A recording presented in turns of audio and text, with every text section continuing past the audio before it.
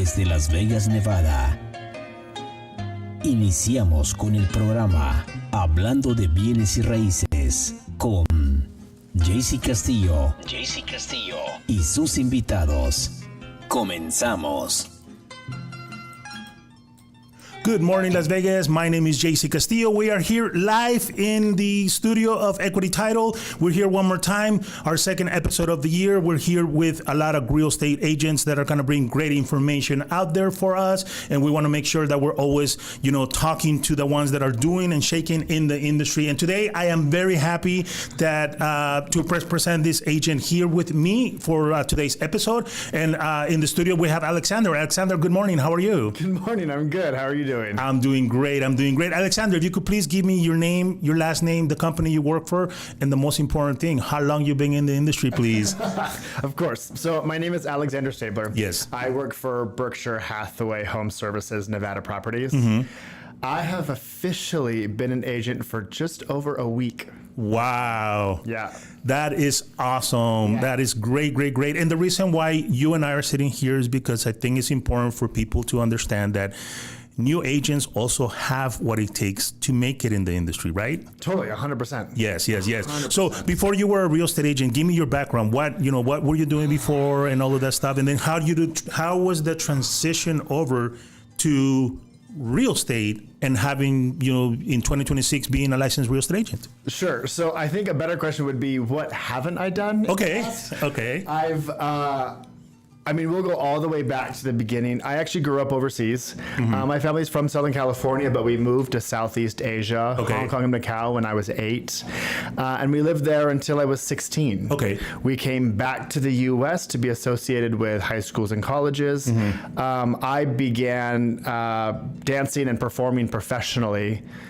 Fresh out of high school. Nice. So out of high school, I worked with ballet companies. I was living in Boise, Idaho, moved to Los Angeles and pursued a performing career where I got to work with a lot of high profile celebrities and different things, and worked with a ballet company. All of that brought me to Las Vegas in 2010. Okay. I was hired by Cirque du Soleil. Okay. Wow. Cirque du Soleil hired me to join their show, Zumanity. I worked there for a few years. While I was working at Zumanity, I also owned and operated my own nightlife entertainment company. Nice. So I was doing nightlife entertainment for the Abbey in West Hollywood in Los Angeles. Yeah. And properties here in Las Vegas. I actually opened up Hyde Bellagio, and we used to do really crazy kind of avant-garde performance art style activations. So I would do my shows, I'd throw on a suit, go to the club, work there until 4 or 5 in the morning, and then do it all again. Wow.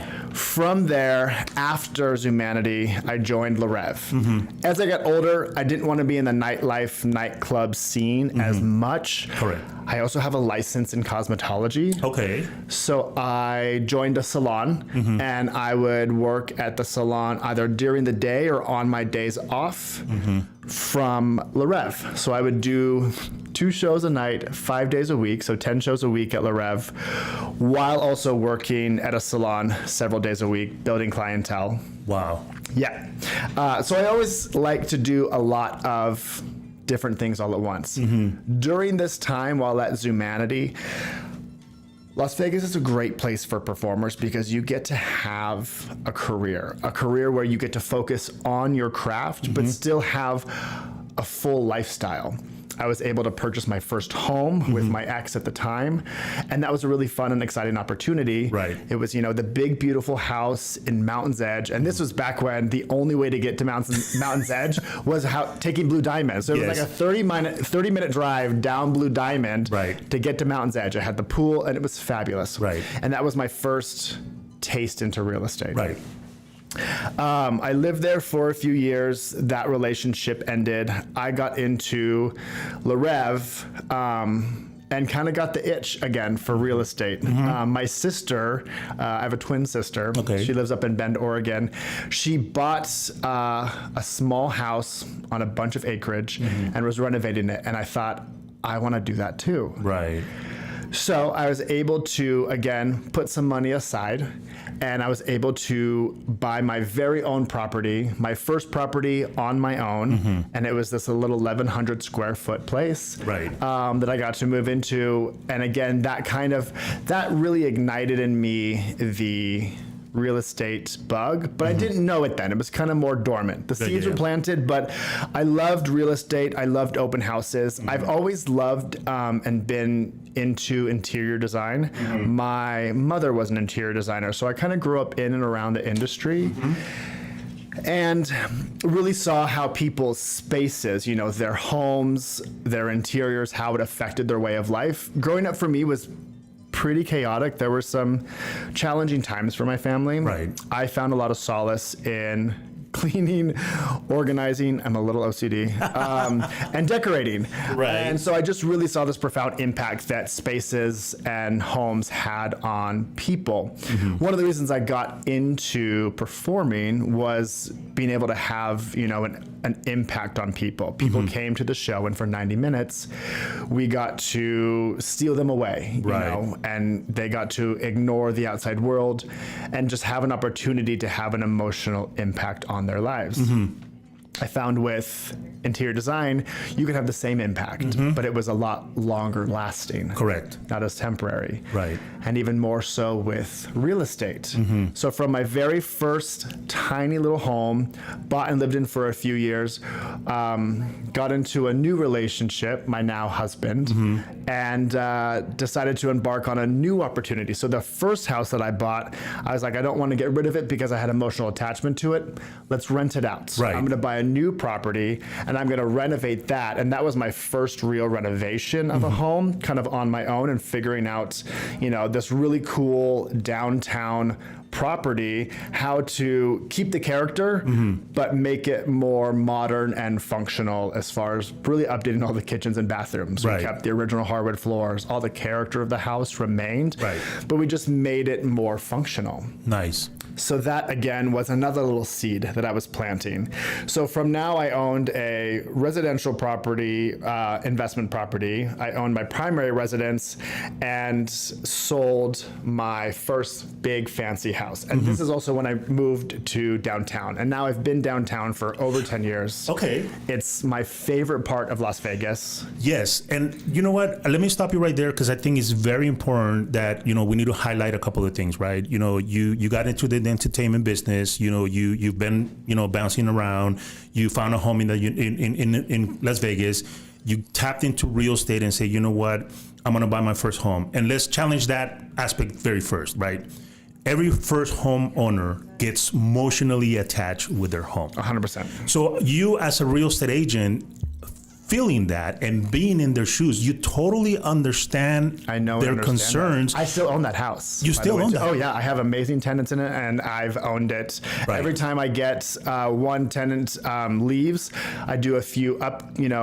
I repaint it, freshen it up a little bit, and put some new tenants in. But yes, I know that emotional attachment that people have to their first home. Yes, and that is extremely important, because you, as a real estate agent, you're approaching them in a different mindset, because you feel exactly how they feel, and that is really important. Because I think that with you being multifaceted and different in different careers in your life, the number one thing is you connect with people. And this is something that I always tell people in the real estate industry. Yes, we sell houses. Me, I'm a title guy. We do title insurance and it's escrow and everything. But at the end of the day, we're in the people business. And if you get the people business, then now you're going to be successful in the real estate industry. Isn't that correct? Totally. And honestly, everything I've done has been in the people business, from performing to nightlife entertainment to hair, and now design and real estate. It's all about those personal interconnections. Exactly. And a lot of it is, emotion based. And there's a lot of,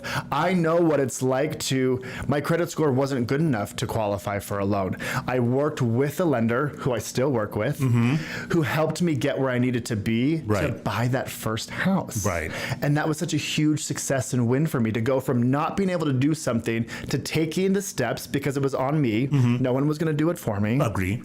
Taking those steps to get to where I needed to be able to make that purchase. And then once I did, it was so powerful and so rewarding, and there is an emotional tie to it. And that's why too, with it still being one of my investment properties where I have tenants, I'm very picky about who gets to live in that house. That's another thing, right? Because you as a real estate agent now have the ability to help people scale the real estate portfolio. I mean, you said it yourself, right? You had an investment home, very small, tiny little home that you got very attached to because it's a pride thing, right? Hey, I had no idea I could purchase a home. Now I was successfully able to purchase, and yes, it's a small little home and everything, but you take very much pride in accomplishing that. Now you have your primary home, which is a little bit bigger, right?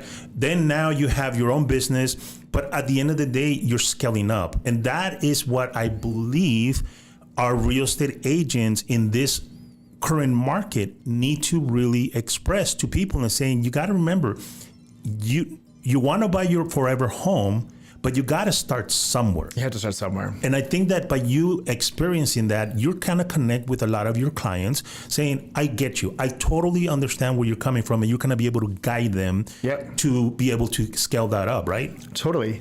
And for some, honestly, for most, I'll just be real. For most, your first home is not your forever home. No. If it is, that's amazing. And congratulations. And I think that was more typical in the 1950s. Yes, correct. A long, long time ago. Your first home was your forever home. That isn't the case anymore. No.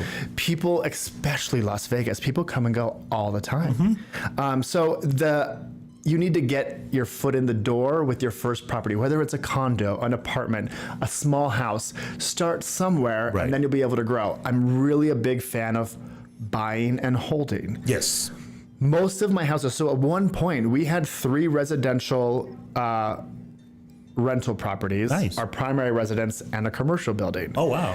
Yeah, we scaled big time. Nice. But what I did was I bought that first little house. I did some minor cosmetic renovations to make it feel like my own. Right. I installed my own flooring, bought my first washer and dryer, installed it myself, flooded the house, had to redo all the brand new flooring. Right. And then with the next property, I was able to hire people. Right. And they renovated it for us. And then I rented that house out. And then from there, my boyfriend at the time, now husband, when we started dating, I was like, I was a real estate agent before I was a real estate agent. I was like, you got to buy a house. Right. He ended up buying a really great little property too, right? Down the street in the same neighborhood in downtown Las Vegas. So as we were dating, we each had our own properties. He moved into the one that I had. So at this point now, between us, we had 3 properties. Wow. Kind of jumping all over the place, but in 2020, after my show closed, we had been looking for a property that could be ours. I had my first house, I had my second house, he had his first house, but we didn't have our house. Yes. Yeah. We were able to find an amazing new build in downtown Las Vegas. Nice. The house itself, if you looked at it the first 2 years, it just showed, if you put it in Google Maps, it just showed a vacant lot. The dirt. You were like, where's your house? Yeah. It's like, no, I swear. Right. If you come, it's there. Yeah. But so we were able to, and fortunate enough to scale, again, working with my lender that I worked with on my first purchase, my second, third, boyfriend, fourth, and then our fifth. Same lender just really helped guide that process. There's so many opportunities, and you don't know what you don't know until you know it. You know what? I love that, Alexander. You don't know what you don't know until you know it, because we're all blind on certain scenarios. Like if you tell me, hey, I want you to go and perform Asumari, I wouldn't even know where to start, right? I mean, I'm pretty sure I could probably tell a joke here and there. There you go. But you know what I mean? It's just not, it's not your forte. It's not your thing. So it's really important for the audience that's listening to this show to really reach out to the professionals. Trust the professionals, because they're going to guide you. And I always tell my real estate agents that come into the podcast, I don't call you guys real estate agents. I call you guys real estate advisors, because really what you guys are. So, we've talked about how you growth and how you got into the real estate market. And I love the fact that you actually live downtown, because downtown is a really cool place. It's not what it used to be. Not at all. Talk to me a little bit about that, because there might be some people out there that say, you know what, I want that vibe. I want that downtown feeling. I want to be able to walk to the bars, and I want to be able, instead of getting in the car, driving 17 minutes to go to the strip, paying $45 for a parking just to have fun. Downtown, it's a totally different vibe, isn't it? Look, I say downtown or bust. My secret goal is to get everybody downtown. Yes. So if you're looking to buy, I'm going to steer you towards downtown. Obviously, there's a lot of beautiful different communities throughout Las Vegas, and they're all wonderful.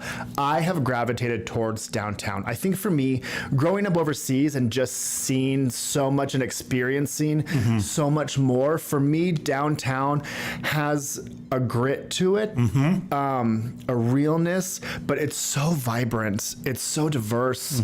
I lived in gorgeous Mountain's Edge. Yes. Beautiful house with a pool.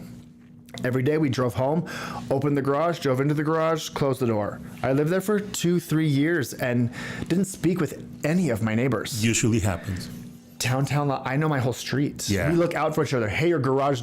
My garage door, I leave open sometimes. Right. Hey, your garage door's open. Hey, the package is out. Can you go grab it for me? Like, there's just a real strong sense of community. And also because downtown is up and coming, it's growing. I would say in the last 10 years, it's just evolved so much, but we get to be a part of that. Yes. Frederick Alexander, which we'll get into, is my design business that I launched with my husband 5 years ago. We bought our commercial building in 2023. It's on the corner of Charleston and Maryland. Technically Maryland and Bonneville. Yes. But we're right in the heart of downtown. It's 5 minutes from our house, but we're now part of the growth and evolution of downtown. We get to participate in that. And I don't know if a lot of people have that opportunity. You go to bigger places, bigger cities, they're already developed. Yes. They're already established. Right. And we actually get to see downtown Las Vegas grow and evolve in real time. And the other thing is, you go to the big cities, right? I mean, I was in LA just this weekend. You go to Dallas, you go to Boston and everything. Everything shuts down at 10 o'clock in the evening. Yeah. There is no really, there's nightlife, but you have to go and, this place that maybe you don't want to be the area. Downtown has so many cool little bars. They have really evolved the lifestyle in downtown. Like you said, it is a community, and it's been a big push because, we all know nobody really wanted to live downtown. No, it was taboo. It was. Downtown was dangerous. If you were going there after 10, you were crazy. Yes. But it really has changed. There's, it's there, like I said, there is a strong sense of community. Yes. And that community has always been there. People are just noticing it and wanting to get involved with it more. Correct. Now. The Arts District, I think, Yes. did an amazing thing to change the culture and perception of downtown. And honestly, when people come to visit us, we don't leave Main Street. All of our favorite restaurants, bars, shops, friends are up and down that street, and it's great to have walkability. Yes, and let's be honest. Let's be specific. Okay. For people that are listening that are they're out of state, they don't understand what downtown really means. Downtown is not Fremont Street. No. And can you please share that difference? Because everybody comes in and says, "Oh, we're going to old downtown Vegas," and then they end up in Fremont Street. And Fremont Street is a experience within itself. 100%. That is not the downtown the residential downtown that you're talking about is totally different. Can you explain that, please? Of course, completely different. So where we live is actually considered downtown Las Vegas. Correct. And we're, our residential house is in the Crestwood neighborhood. It's kind of 15th and Oakey. But that downtown community is kind of that Charleston and Maryland cross section, which used to be, the highly sought after up and coming neighborhoods of, post-war. The Arts District is about a mile or two from that area. And that's what's really brought people from Summerlin, Henderson, Green Valley, Southwest to the downtown area. But the Arts District is separate from downtown. And I think some people think they're the same. And then the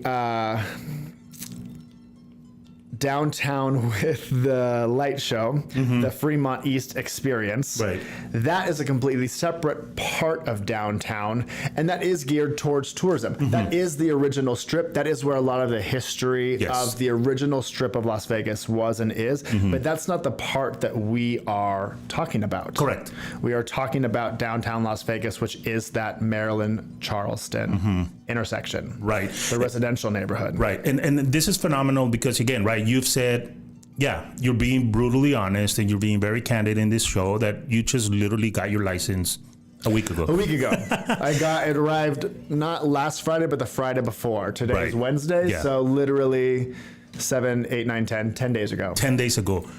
But you are what I consider in my book a downtown specialist. You live in downtown, you know what's up in downtown, you work in downtown. So if there's a real estate, if there's somebody that is looking to buy real estate downtown, I believe that even though you've just been quote unquote licensed, but your expertise in living downtown supersede anybody that has had a license over 20 years that hasn't really focused in the downtown world. So to me, my suggestion is anybody that's watching this that really wants to go ahead and capture and understand what the downtown vibe is, you're the perfect real estate agent for them because you understand the history first, you understand the difference between one place and another.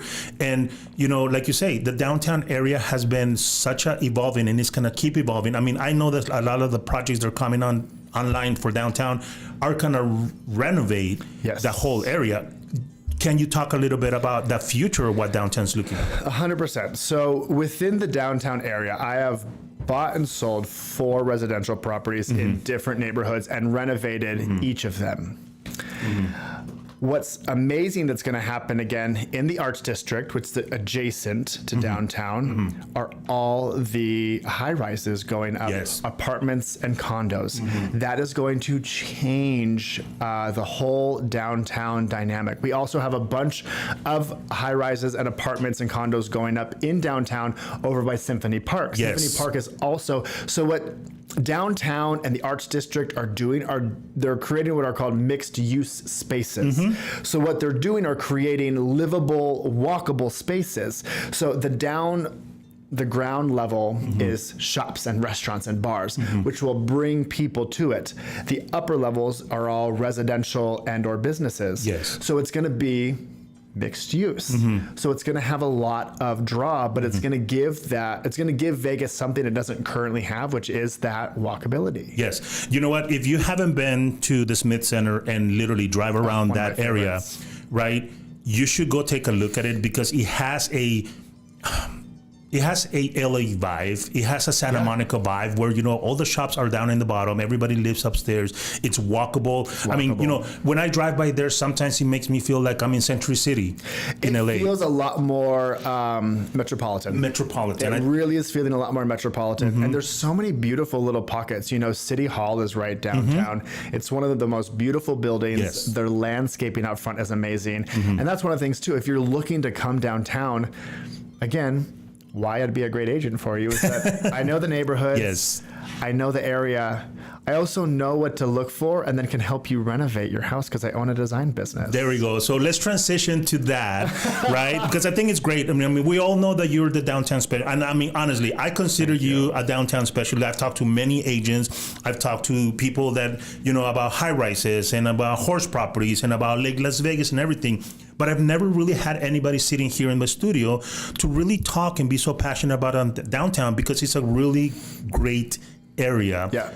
Right, like yourself, and I think anybody that's looking into buying real estate and they want to be part of the Las Vegas experience without going to Summerlin or, you know, Green Valley or Mountain's Edge. You're more connected because you know, Summerlin and Henderson are quite removed from the Strip and the Las Vegas experience. Granted, that's not saying that because you live downtown, you're now integrated to the Strip, because as locals, we avoid the Strip like it's the plague. You don't go there. But you do feel plugged in. You know, living downtown, you've got the airport is easily accessible. The Strip is accessible. You know, it's a great place to be because it is vibrant and, like you said, alive. You can find something to do downtown at any hour, at any time. You know, and that's the lucky. I mean, that's the beautiful thing about Las Vegas. That's pretty typical throughout the valley. You know, I think when we travel, we go places and we're like, wait, why is nothing open? Or it's 7 o'clock, why is it closed? It's so bizarre to us. But I think downtown specifically has its own vibrance and its own diversity that I think is intoxicating. Yeah, no, definitely. So let's transition now to your design studio. Sure. Right. You also mentioned that, you know, you started this business, you know, a little bit before, and this also gives you an opportunity that when you're walking or you're showing a property, I again, and correct me if I'm wrong, but I am assuming that you're already thinking like, oh man, I would, if this was me, or if my buyer asked me to, what do you think I could do in my backyard? You could redesign that thing in a heartbeat and be like, hey, this is there. To be honest, I'm doing that naturally. Okay. Whether you ask me for my opinion or not, okay. I'm already doing it. Love it. I'm walking through and already seeing the potential, Yes. what we could do, how to elevate it, the best way to do that, Right. inside and outside. Nice. But yeah, so we launched our my husband, Freddie Godinez. We met when he was going to school at UNLV. I was a full-time cirque performer working at Le Rev, and he was a student. We actually met at the Smith Center. Oh, wow. Cirque du Soleil was holding their annual benefit, one night for one drop. And we were at the Friends and Family show, and that was when we first met. Nice. He was going to UNLV pursuing a bachelor's in landscape architecture. Nice. So he did that, graduated, and then moved on to receive a master's in urban planning from USC during the height of COVID. Oh, wow. We always knew, so we've been together over 10 years. We've been married for 6, I think 7 this year, or 6, somewhere in there. We really both gravitated towards, we love travel, we love art, we love design, we love culture, we love community. Right. So we always knew we wanted to own and operate our own business. And I always knew that I wanted to work in interior design. And obviously he was doing landscape design. So we knew that at some point we were going to marry the two. Correct. COVID happened. I call it the great realignment. Yes. I think it shut the world down. And as awful and challenging as it was, it all gave us a moment to be like, what do I actually want to do with my life? And I knew at this point, I was in my late 30s. I knew that I was going to be transitioning out of performing at some point. Right. I have what we would call golden handcuffs on. I loved the show I worked with. It was Le Rev was and still is one of my favorite shows. It incorporated everything I did, from swimming. It was a water show, dancing, acrobatics. It was great. And I played one of the lead characters. So I wasn't going to leave unless you made me, and COVID made me. Right. We basically got a call. We were kept on our full contracts for 6 months. Our show closed in closed in March. We were told to stay in shape and stay ready. So I was signing up. Our CrossFit gym let us all take equipment home. We were logging in. Shout out to the Strip CrossFit. Take a piece of equipment home, and we were on Zoom every day training. Nice. We would have online rehearsals, check in with the show. They said, stay ready. We're going to reopen. Who knew? 6 months later, we get a notification that we're going to jump on a Zoom full company meeting. We're assuming at this point we're going to be furloughed or laid off, because everything was so unknown. 200 people get on this call. Within the first 5 minutes, they let everybody know that the show will be closing permanently. Wow.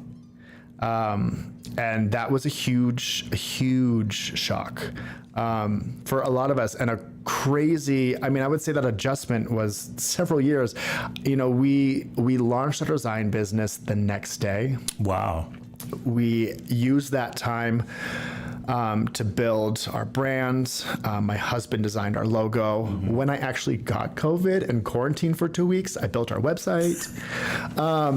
We were making things happen, but also too, I was mourning this great loss. Right. A lot of us kind of talked about it like, we felt like superheroes who had their powers stripped away. This was a big part of who we were and what we did. Yeah, of course. And now we had to adjust. And so we did. And luckily for me, I was able to pursue another great passion of mine with my husband. Right. And we launched Frederick Alexander. I fought for Alexander Frederick. It just didn't sound as good.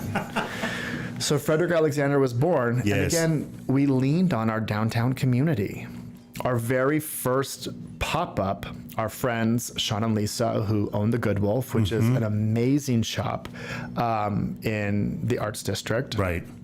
invited us to have a pop-up. We sold lamps with Edison bulbs. Freddie had worked as a bartender to put himself through college. Right. And so we made these take-home craft cocktail kits, because back then it was COVID and everyone loved drinking. Of course. And so we just had these little things to get our name and brand and faces out there, and we got to lean on our community like the Good Wolf to make that happen. And from that pop-up, our first job happened. Nice. And everything kind of snowballed from there. And then we looked to build this sense of community and to build this company, Right. This design business. And it's just been amazing. I mean, it's been extremely challenging at times. Owning your own business is hard. Yeah. Running and operating it with your spouse has its own special challenges. Agree.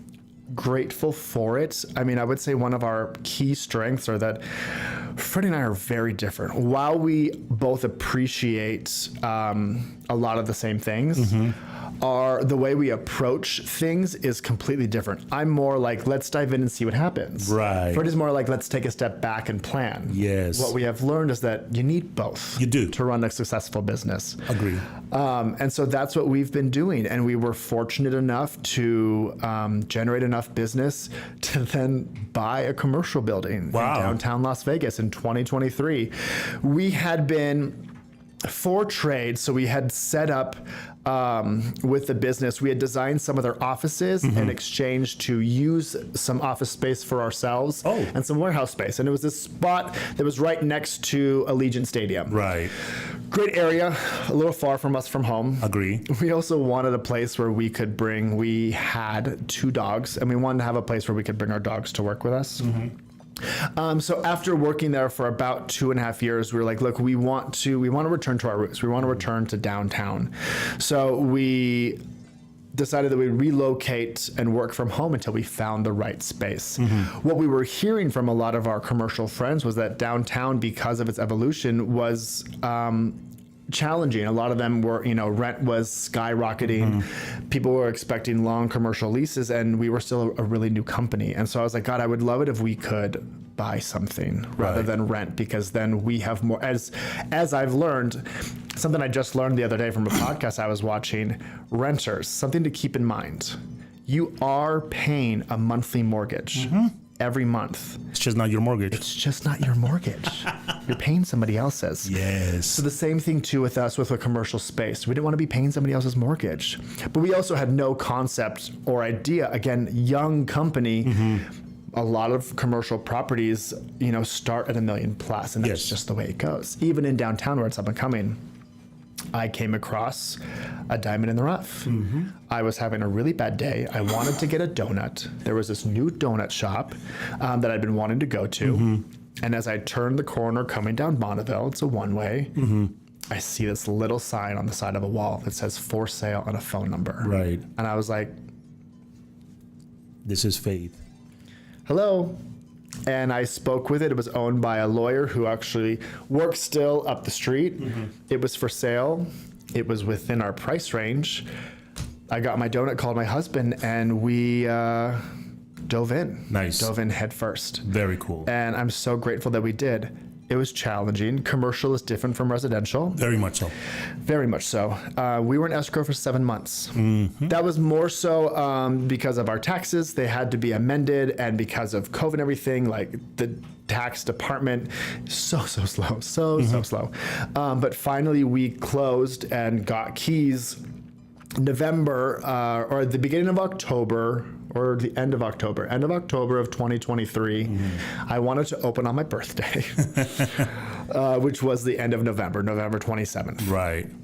We gutted and renovated the building in 3.5 weeks. Wow. It's a little duplex. The entire space is 1,700 square feet. Okay. It's split into 2 units. One is our operating design studio. The other we had is a flex rental space for micro events, for the community, for nonprofits. We have since rented it out full time to amazing barber and hairstylist. Nice. Amity Hair. So if you're looking for a great person downtown, Felicia's your girl. Nice. But it was really great. What was cool was when we were renovating this building, as I, talk about the sense of community downtown, we painted the whole thing black on the outside. While we were doing that, this woman across the street was taking pictures. I tried to be friendly. Hi, how are you? She's like, I'm not being a weirdo. My parents used to own this building back in the 60s. I used to sweep the floors. Wow. I wanted to show them how beautiful it looked and what you guys were doing with it. I was like, that's amazing. Can you please send me a photo of the building if your parents have one? She sent us a photo. The photo was her parents standing in front of the building in 1984, the year I was born. Right. And so we framed it. We framed it and hung it up in our space. Same with too, before we had bought the space, it was Ralphie's bike shop. And the owners of Ralphie's actually lived in the apartment complex adjacent to the building. So we're like, look, we love that this was Ralphie's. People still call us asking where the bike shop is. Please send us a photo because we want to honor the heritage of what it was and then what it's becoming. And that's that's our philosophy with real estate, with design, with living downtown, with community. Everything we do echoes all of that. Yes. No, and listen, I love this story. It's phenomenal. I think it's great because it shows your resilience, first of all. It shows your planning, right? Which I'm sure is more like your husband, like, wait, hold on, let's plan for this. Let's make sure we get this thing right. But at the end of the day, even though you did have a major loss with you kind of losing your identity because you were a performer for a long time and now you really have to morph yourself into something totally different. I like to think, Alexander, that all your training, all your discipline factor of your performance has given you this base of, this is all I know how to do. I know how to be disciplined.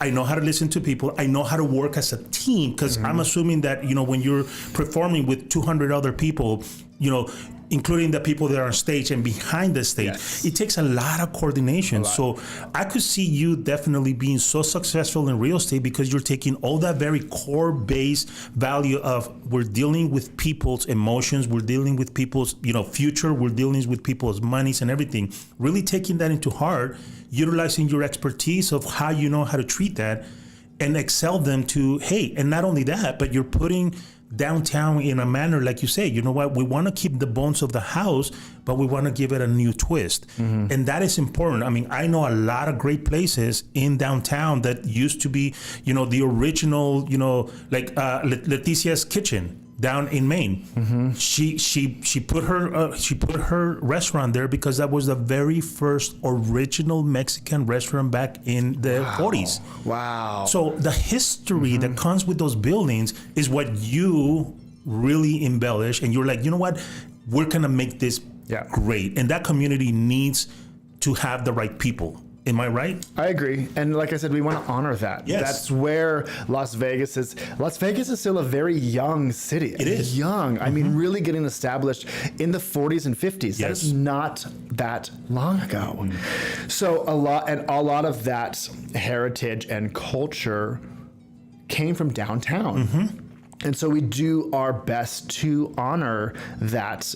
We still want things to function and we still want things to be usable. And that's what's really important when we work with our clients, when we're doing design, how is this going to function for you as well as look and feel amazing? Right. But how are we also going to preserve the character and the history that's already here? Yes. We're not going to erase it. No. It needs to be recognized. It needs to be honored. And that's something that's really important to us. Very cool. Very cool. Now, let's talk about, if I'm a person that's listening to the podcast and say, you know what, I really like the downtown idea, how do you approach those buyers to really look at downtown for what it's worth? Right? I mean, let's be honest. Right now, you drive down Charleston and Las Vegas Boulevard and it's cone. I always say, you know what? I would love to be the owner of the cone company because he's the one that's making the killing. Seriously. So, there's a lot of traffic and there's a lot of, building and stuff like that. And the roads are being closed and everything. But that's just temporary because once it's done, it's going to just hugely impact the amount of people that are going to be traveling to them. I always tell people, I said, if you live in an area and you see cones all the time and the road is being worked on, and no, it's temporary and it's a pain in the ass, let's be honest, but it's because they see the future of what's happening. If I'm a buyer and I'm like, look, you know what, I really want to explore a little bit more about downtown. What should I be looking for? Where, what I mean, is it budget? Is it, character? Is it streets? Is it, what is it really that I'm looking for to be able to merge into that community? It's a great question. As far as the construction goes, I just say that it's our turn. Every part of Las Vegas, Yes. there's so much renovation going on. It's just our turn. And you made a really good point. Because there are or is construction happening, that means they're investing in the future. So that should kind of trigger you to be like, that's where I want to go. That's showing growth. I better get in there now while it's chaotic, because it's about to become big. Yes. Honestly, if you're interested in buying downtown, call me. Yes. We're going to jump in my car and I'm going to show you different neighborhoods. There's so many really cool historic neighborhoods and they all offer something a little bit different. If you're buying for residential, what I love about downtown is the houses are all different. Yes. And a lot of them have a lot of yard space. So if you're a family with kids, you have pets, or you just like to run around your backyard, you're going to find that downtown. So that's really is, and feel free to explore because yes, there are parts of downtown that are rough. Yes. Don't let that deter you. Yes. There are pockets and all of it is evolving at once, but you have to have a little good with the bad. And if you want to buy something that, isn't turnkey, it's going to come at a cost. But what you invest now, the neighborhood, the property, the renovation, it will pay off. Yeah. It will pay off because like you said, the city sees that downtown is worth investing in. So you should too. Yeah, no, I 100% agree. I have a couple of people that I know that they, a couple of agents that have listings there. And I walked into their open houses and I'm surprised because you look at the house and from outside, you're like, well, and then you walk in and it's like this big, beautiful, big, 1700 single story home. There's not a lot single story. There's not a lot of, 2-story homes in downtown. Yeah. So, and then you have these big, beautiful backyards with huge mature trees. It is a totally different vibe. Yes. And you're like, wow, like you said, you don't know it until you actually know. Exactly. And that was for me. Yeah. That was for me too. I had a friend who turned me on to downtown because she talked about this neighborhood called Beverly Green. Beverly Green is a historic neighborhood downtown. It's basically right in between like Maryland and Paradise. It's this little pocket. My second home was there and it basically felt like the stratosphere was in my front yard. Yes, I know exactly what you're talking about. It was amazing. I loved it. At night, we would be in the backyard and you could hear people screaming on the rides. Yes. It was fantastic. That pocket, because I also 10 years ago was afraid of downtown. Right. I moved to Las Vegas in 2010 and I wanted to be Southern Highlands. Southern Highlands was new, fancy, pretty, manicured. And that's where I first gravitated towards. But as soon as I came and drove around Beverly Green, I saw these big streets with these big, unique houses with big yards, and I fell in love. My first house is Beverly Green adjacent. It's more closer to Paradise Palms because there wasn't anything available in Beverly Green. And so my first house was kind of Paradise Palms adjacent. And then my second home was in the heart of Beverly Green. Nice. And then my husband's his first home, our third home, however you want to say it, was right in Huntridge Park. Right.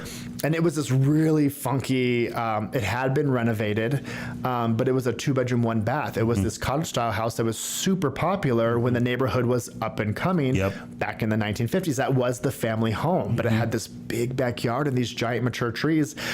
What Freddie likes to say is, I think, and we're still fact checking it, but the palms in front of the house that we had in Huntridge are believed to be the first palm trees planted in Las Vegas. Wow. Don't quote me on that. We are checking facts, but it was rumored to be true. Either way, it just shows the history of what was there. And then our new house that we live in together is in Crestwood, which is further east, and it's more in that Charleston area. Yeah. And, again, right, it's a different vibe, different look for the houses.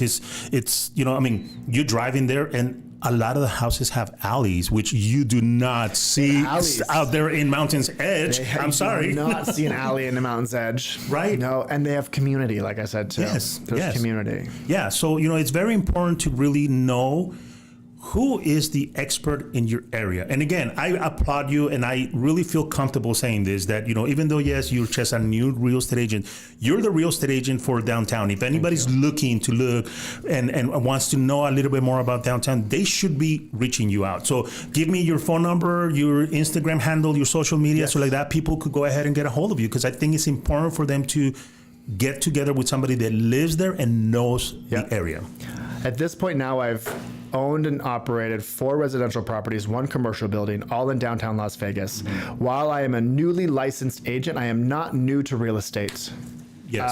At all. And that was something I actually needed to embrace for myself, because being a new agent and all the information that comes at you, it's like standing in front of a fire hose. Yes. You're just like, I don't know what to do or to start, what's happening. And then I had to kind of like shake myself off and be like, no, actually, I've done this. Yes. I do know this. What I am learning are all the formalities and contracts and how to best serve my clients. But if you are interested in downtown Las Vegas, I have a ton of experience.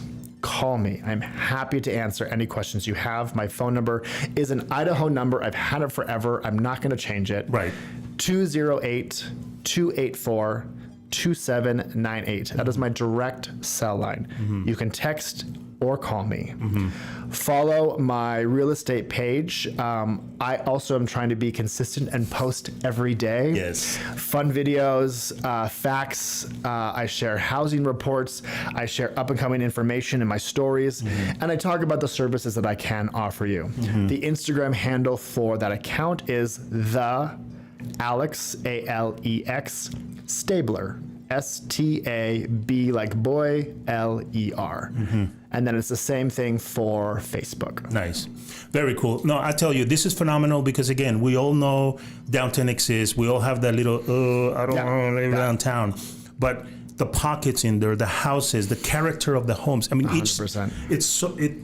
If you haven't been downtown, and like Alexander said, and I'm, again, throwing this out there, Alex, correct me if I'm wrong, Alexander, but if you just want to go and feel the vibe, get together with him. 100%. Go have lunch in one of those little mom and pop. I would love to take you. Right? I would love to take you to lunch. I'd love to show you our favorite coffee shops. Yes. I'd love to take you by the Good Wolf. I'd love to, it really is a unique and it is intoxicating. And once you experience it, there's no going back. I 100% agree. Because like I said, I've driven downtown for different open houses and everything, and each street is different. Yep.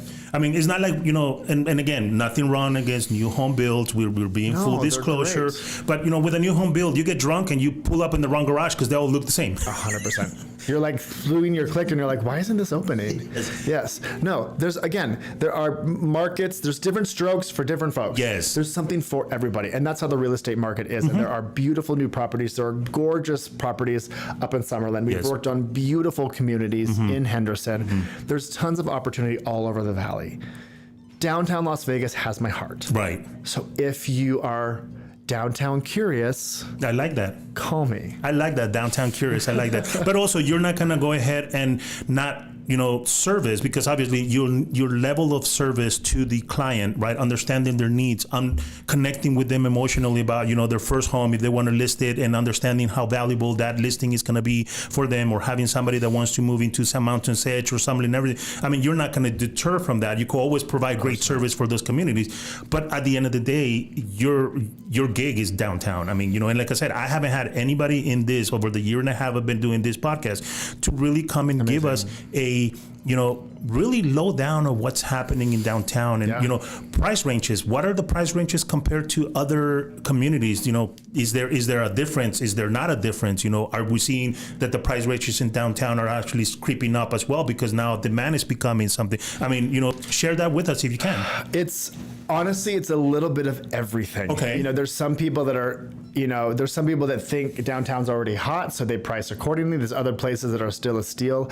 I would say prices downtown fluctuate the most, from being able to get a 2-bedroom or a 3-bedroom, 2-bath house, you know, in the 3 or 4s that's going to need work. Oh, wow. Okay. To having, you know, newly renovated properties that could be 5, 6. I've seen properties up to 7 or 8 as well. Wow. Okay. So I feel like as far as like the average goes, I would say downtown has the biggest average, because you've got the, you know, the cheap and the, not the cheap, but you've got the cost effective that maybe needs some renovations. You've got the turnkey. You also have the high-end luxury apartments. Right. So you really have the full spectrum of everything you're looking for. Right. Whereas I think other communities, other places, you kind of have one specific kind of home in one specific kind of price range. Correct. Downtown has it all. Yeah. So there isn't really anything specific that I can say, you know, and there's opportunities to get in and invest wisely. Beautiful. There's opportunities to get in for turnkey and move-in ready. Right. There's lots of opportunities for it all. Right. So if I want an affordable home that it's only a 2-bedroom, 1-bath home, but has a 8,000 square foot lot, downtown is definitely the place, because we could always add more square footage to the home, but we could not build new land. I mean, with the, you know, with the new constructions, you're getting a 3,500 square foot lot. You have a, you know, 3,500 square foot home, which is 4 stories high now. Yes. So, you know, again, right, explore what's out there. You know, if you could get your foot into a property that is somewhere between $350,000 and $400,000, then maybe it's only a 2-bedroom, 1-bath, but you could add on later on. I think that return on investment is going to be great, because I believe, and again, I don't have a crystal ball, and Alexander could agree with me or disagree, that downtown in 10 years is not going to be what is current right now. It's going to be the hottest thing to be moving into. I think so, especially with all the high rises and things going up. And as we see, the city, as you said, is investing in downtown for a reason. Right. Yeah. And, you know, if you're a foodie, forget about it. Oh, forget about it. Yeah. Oh, I'm a total foodie. Yeah. I work out every morning for 2 reasons.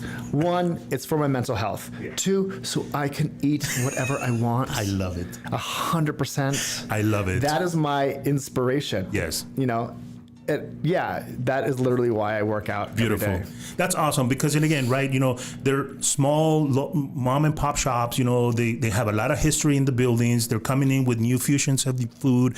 I mean, if you haven't been in downtown for a long time, you know, I say get together with Alex, pick his brain, you know, have him give you a couple of ideas of where to go sit for dinner or for lunch, you know, on a weekend.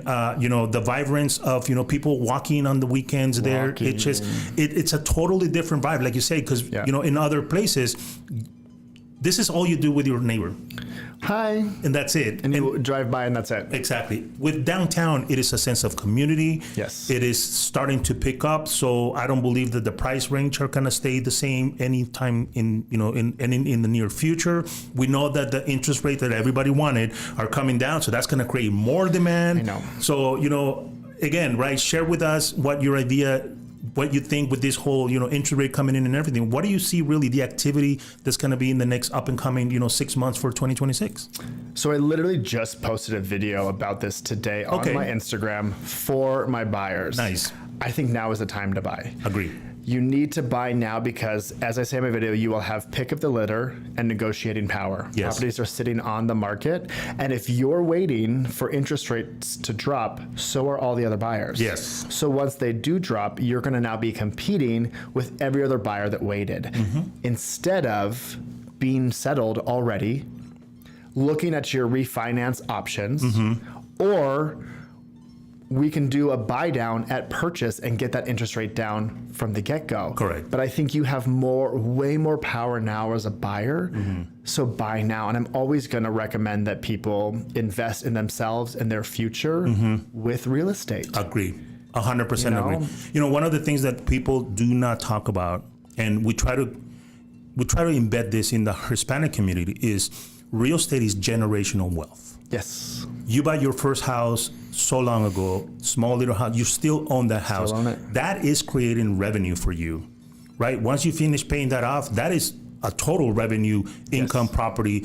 You have 3 other properties. Now you have a commercial. I mean, you personally, again, have done every step of the real estate aspect of it, even buying a commercial property that a lot of us never will do that. Yes. So your expertise in real estate is so involved because you've done it yourself. So you are, like if somebody comes in and is like, well, I don't know if I could, like, look at me, I did it. I mean, you're like a great example. And this is my firsthand experience of how it went for me and what, speaking with real experience, I told you that we had 3 residential rental properties. After we bought our commercial building, we had 3 residential investment properties, our primary residence, a commercial building. It felt overwhelming because we managed our own properties. Right. Oh, wow. We sold 2 of the residential rentals. I wish I hadn't. I was trying to lighten our load. We were running a business. We had a commercial business. I was like, this is just too much. Let's simplify. Yeah. Looking back, I wish I hadn't. I wish we had looked at, when you have an asset like a house, my advice is to hold on to it. And then invest in a new property, rent that one out, because then somebody else is paying your mortgage, helping you pay your new mortgage. Like it creates that generational wealth. Yeah. I come from, my family dynamic is very interesting. The perimeter of my family is quite wealthy. My parents were not. Right. At all. We struggled really, really bad. Both my parents had severe substance abuse issues. I've been sober for going on 2.5 years now. Congratulations. Thank you. Yeah. It was not easy. So I have learned and lived and experienced it all. Yeah. Yeah. And I think that's really important. When you have a real estate agent that shares their story, that is a human being, right? Because we always see these personas in real estate. We see these personas on Instagram and social media and everything. But at the end of the day, you are a very real person. You're literally sharing your story with us. You're telling everybody, I have done it myself. It has saved me. And, you've had at one point multiple properties. And again, I'm just going to throw this out there as a question. But if you would have had knowledge of saying, I could get professional help to manage my properties, would you have make that decision at one point? Because a lot of the people, that's the biggest scare. I don't want to be a landlord and be fixing. No, there's professional help out there. Get it, because they could help you to maintain your assets. And I think that's the biggest lesson out there, right? I totally agree. Obviously, now diving into real estate, being with Berkshire Hathaway, I'm seeing all these resources I didn't know I had. And one of them is incredible property management companies that care about your property as much as you do. That was my big thing. I'm a control freak. And my first house, as we've talked about, had a lot of emotional value to me. So I wanted to know who was going to be there. Yes. Now I'm finding out through real estate, there are so many resources and opportunities. And you get to shop and choose and find the one that works and fits for you. That's why you need a professional like you or like me who can help guide you and show you those resources. I was just a kid who was doing his best at the time. And now because of that experience, I get to learn from it, but now I get to help and teach my clients and provide the resources to them that I didn't necessarily have. That is beautiful, because again, if there's somebody out of state that's looking and say, I want to invest in Vegas, I don't want to, I want to do something different. You get downtown, you could go ahead and guide them to reach and be resourceful yourself to say, hey, this is the right partnership that we have here at Berkshire Hathaway, where this is our, our property management company, and now you have that knowledge to be a little bit more resourceful to your buyers because you went through that experience where you're like, if I would have known, I would have just hired somebody. I would have just hired somebody and hired it out, and it would have been way better. And I regret selling those 2 properties. Right. One, because I love them, but also 2, they really are purchasing and holding property is such a strong and powerful asset. It is. And that's my belief. Again, no crystal ball, no guarantees. But what I saw when I bought and held properties was that the housing market does this. Fluctuates. The rental market does this. So at some point, in my opinion, again, there's no guarantees. Right. But that's how I saw it. I was like, yes, I own all these houses. The market could crash. but the rental rates are still going up. And so at one point it's going to recover. So for me and myself, I found it a safe investment. I was a full-time performer. I was fortunate because I worked at the Wynn. I had a 401k. Yes. But we cashed that out when the show closed because it was 2020 and there were no penalties. Right. So we cashed out. I had no retirement plan. Our real estate investments are our retirement plan. I love that. Alexander, I love what you just said. Everybody should really look into real estate as your retirement, even though you have a 401k.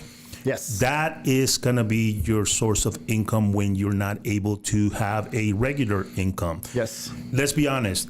Everybody from multimillionaires to multi-billionaires, they all have some kind of real estate investment.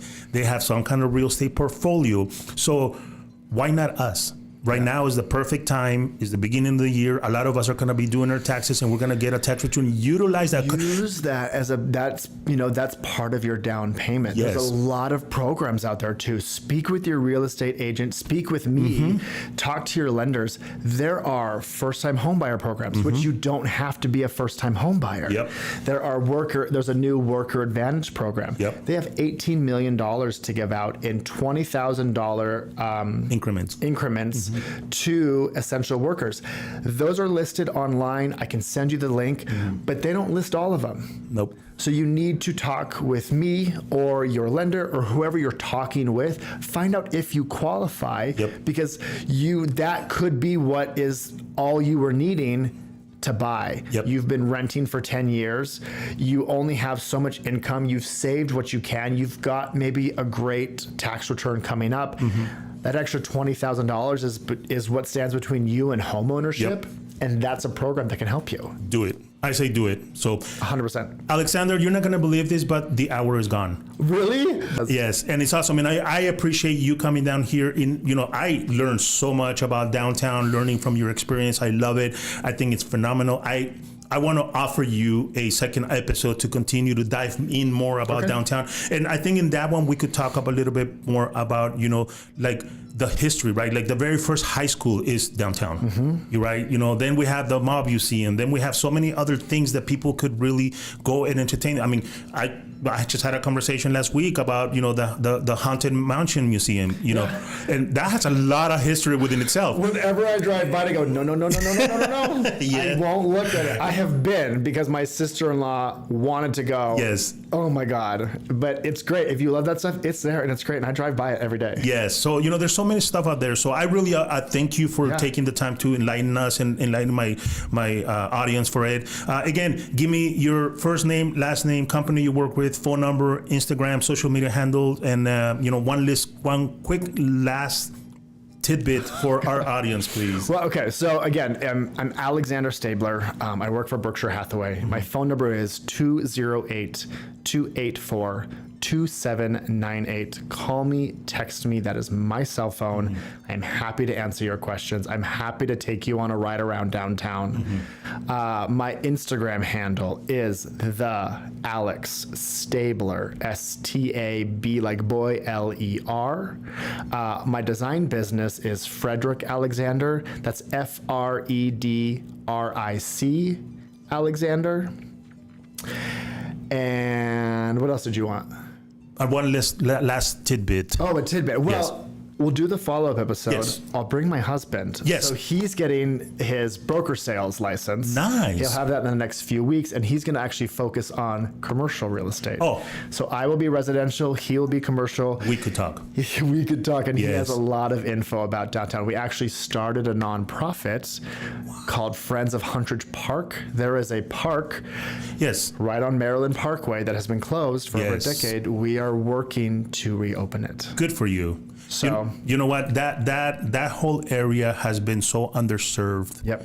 It had a very rough 5-7 years ago where they shut down the park, and the people that were occupying the park need to find some. I mean, I know it's an issue, but I know that they're trying to reopen the Huntridge Theater. It's I mean, in process. It's so much history in there.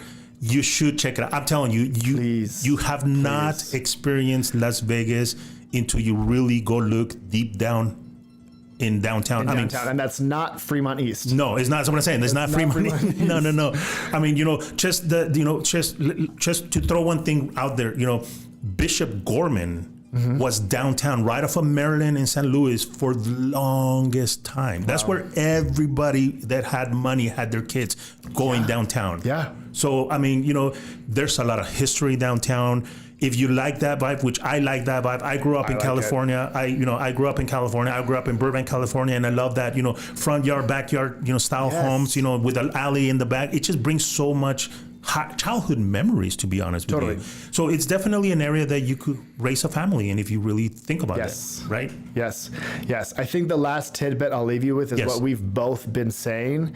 You don't know what you don't know until you know it. Love it. Alexander, thank you so much. I really appreciate it. You're on. Thank you. Next one is going to be you and Frederick sitting right here. We're going to be talking about real estate, commercial, landscape designing, housing, everything. Investing, everything, food, all the good stuff. I love it. So stay tuned for the next episode with Alexander. I really appreciate you guys. Remember, my name is JC Castillo. I work with Equity Title. Mr. Buyer, Mr. Seller, if you're selling your home or buying your home, remember, you have the right to choose the title company. If you want great service, we're here at Equity Title to go ahead and provide you that. We really appreciate you tuning in. We're going to be here in the next episode. And like I tell everybody, please make sure you guys take care of each other. Behave, because it doesn't cost anybody to be nice to people, and we'll see you on the next show.